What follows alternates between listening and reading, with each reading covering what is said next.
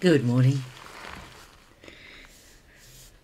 I've been thinking this morning about, as a result of something that happens regularly on a Monday, which for me was yesterday.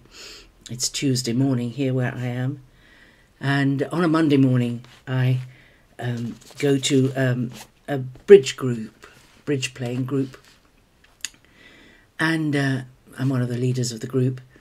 And at the beginning of the morning, there is always the need to sort out how many people have come and how many tables to lay out, because you need 4 people to a table.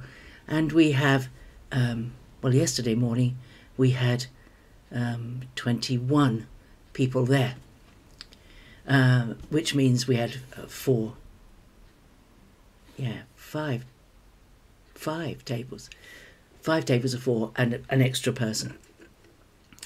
Now that may not seem difficult to you, but I tell you, even when you can tell the people that you are counting to stand still, it's really quite difficult to count 21 people all in different places round a room. And then, when you've counted them, to work out who's missing and whether anyone knows if they're coming or not.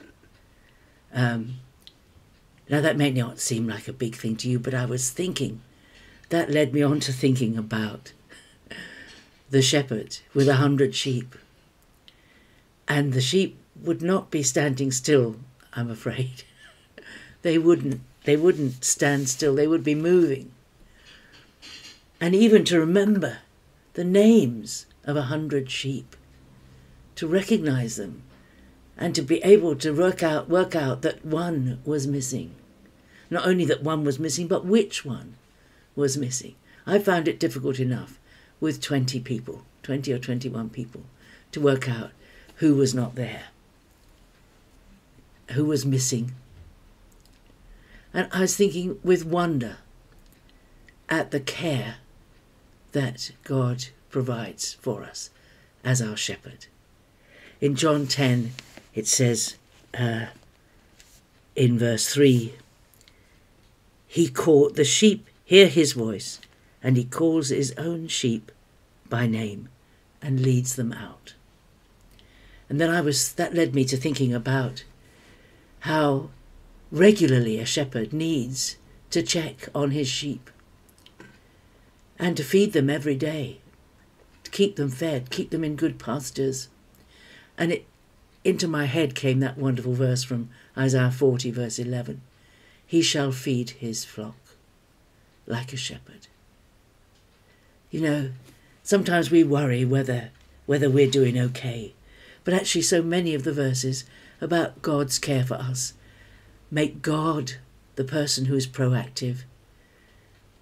God is the one who will feed his sheep. His sheep don't have to worry about whether they're going to get enough food or the right food. The shepherd does the worrying about that. And the shepherd is the one who calls them by name and leads them out of the sheepfold into the pastures. The shepherd is the one that leads them to good water sources, clean water, for them to be, their thirst to be assuaged. And it is the shepherd who searches for a sheep. And I was thinking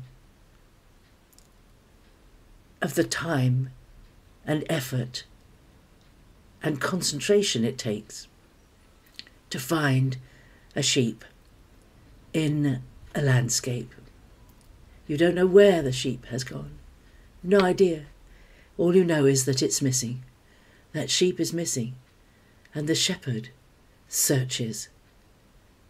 We mustn't think that the shepherd realised there was a sheep missing and he lifted up his eyes and there on the next hill he sees the sheep and he knows exactly which direction to go in to find the sheep. I don't think it's a bit like that. When the sheep goes missing, it is like looking for a needle in a haystack.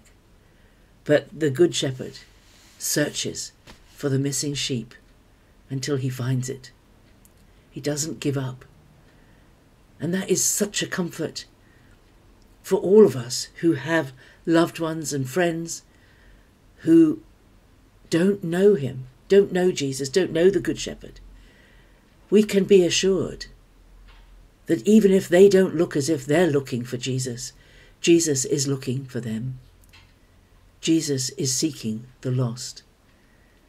And he is, step by step, drawing them into his kingdom with every effort, far more than we would ever make. Because the shepherd loves his sheep. He knows them by name and he seeks them out. And it's true of us that if we ever wander, and of course sheep are a bit like that, aren't they? Sheep get involved in the tasty bit of grass they're eating, and they may wander, they may not even notice that they're wandering away from the safety of the flock. And we may wander, our footsteps may wander.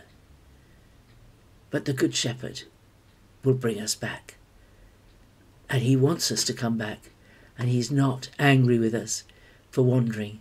It's natural for sheep to wander. We are human beings. He understands our frailty, and he loves us.